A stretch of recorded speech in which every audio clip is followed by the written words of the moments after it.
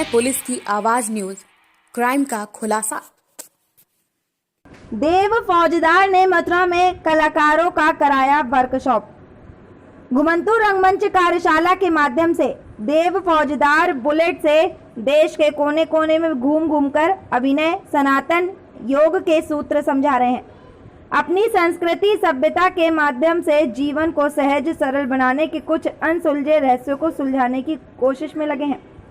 उनका मानना है कि रंगमंच केवल अभिनय ही नहीं बल्कि सामाजिक जीवन में भावनात्मक जुड़ाव, सामाजिक जिम्मेदारियों और अनुशासन का सूत्र भी है, जो हमें प्रगति, मानव और समाज से जोड़ता है। उसी भावना से घुमंतू रंगमंच कार्यशाला का उद्देश्य रंगमंच से देश और समाज को एकजुट करना है।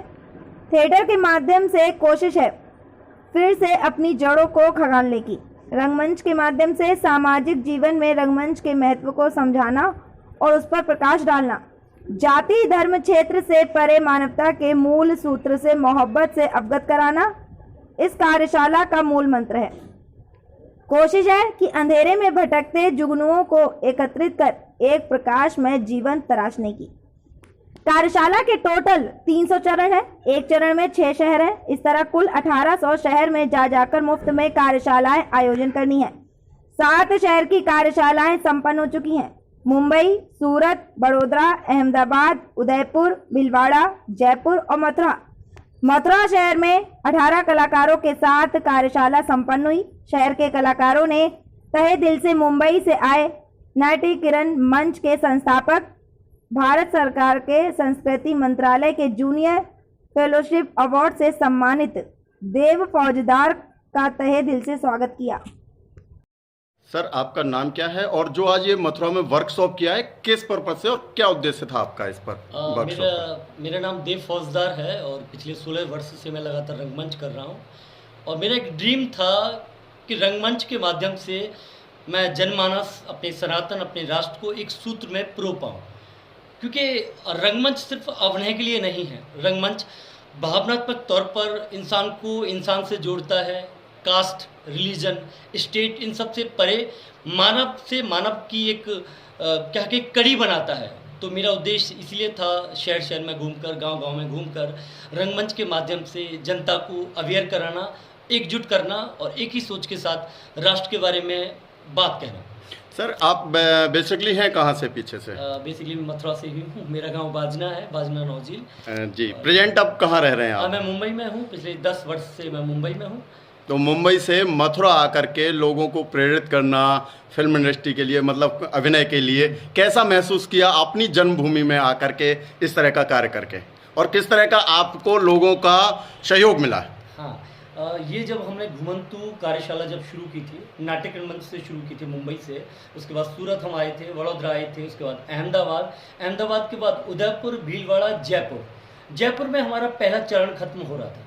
लेकिन जितना प्यार हमको देश से या अलग अलग शहरों से मिला था, हमने सोचा कि नहीं, दूसरा चरण भी हम शुरू करते हैं। और उसके लिए हमने चुना कृष्ण का एक जन्म स्थल मथुरा, क्योंकि मेरा भी जन्म हुआ है तो मथुरा से बहुत लगाव है। तो मुझे उम्मीद नहीं थी कि मथुरा के लोगों में रंगमंच के प्रति इतना लगाव होगा। लेकिन मनोज राठौर भैया ने जो कोशिश की, जो आर्टिस्ट को मेरे बारे में बताया, और जब आर्टिस्ट सारे इकट्ठे हुए 20 लोग थे जिन्होंने हिस्सा लिया था, उनकी एनर्जी, ऊर्जा देखकर मैं बहुत भावविभोर हूँ। बहुत प्यार मिला है मथुरा से। अपनी जन्मभूमि में जब प्यार मिलता है तो सच में अच्छा लगता है। क्योंकि कहा जाता है कि घर का सिद्ध बाहर का जोगी, लेकिन घर में भी अगर आपको सिद्ध मान लिया जाए तो खुशी होती है। अच्छा, जैसे कि देखा गया बॉलीवुड में काफ़ी लोगों ने अभिनय मथुरा के लोगों ने किया है, थिएटर लाइन में भी काफ़ी लोग हैं, तो और युवाओं को किस तरह का आप संदेश देंगे कि इस लाइन में किस तरह का स्कोप है, रोजगार है, उसके बारे में थोड़ा सा? बिल्कुल, मैं बता दूं आपको कि ट्रेनिंग एक प्रोसेस है। जैसे इंजीनियर बनने के लिए 5 साल आपको देना पड़ता है, और किसी भी सेमेस्टर में अगर आप फेल हो जाते हैं तो आप इंजीनियर नहीं कहलाते। वैसे ही डॉक्टर के लिए भी आपको 5 से 6 साल देना होता है। तो क्या एक्टर के लिए आपको टाइम नहीं देना पड़ेगा? तो ज़्यादातर युवाओं की प्रॉब्लम है, वो टाइम नहीं देना चाहते। 1-2 नाटक करने के बाद या 1-2 वर्कशॉप देने के बाद वो मुंबई चले जाते हैं। उसके बाद वहाँ 3 चीज़ों में वो उलझ जाते हैं। 3 चीज़ें जो ख़राब करती हैं एक्टर को। फर्स्ट, नशा, दूसरा लड़कीबाजी या लड़काबाजी, और तीसरा क्राफ्ट को लेकर सीरियस नहीं हो। बाकी चीज़ें करते हैं लेकिन क्राफ्ट को लेकर काम ही नहीं करते। मथुरा का जो वर्कशॉप रहा वो कैसा रहा और क्या क्या आपने लोगों को सिखाया? बेसिकली हमने जो वर्क किया, इमेजिनेशन पर वर्क किया, उन्हीं के टूल्स पर वर्क किया, या कहें कि मैंने बहुत कुछ सीखा मथुरा वासियों से, क्योंकि मथुरा वासियों का प्यार बहुत ज़बरदस्त था। तो इमोशनली जो भाव होते हैं, श्रृंगार रस से लेकर हमने शांत रस तक उनको समझाने की कोशिश की कुछ अभ्यास के माध्यम से।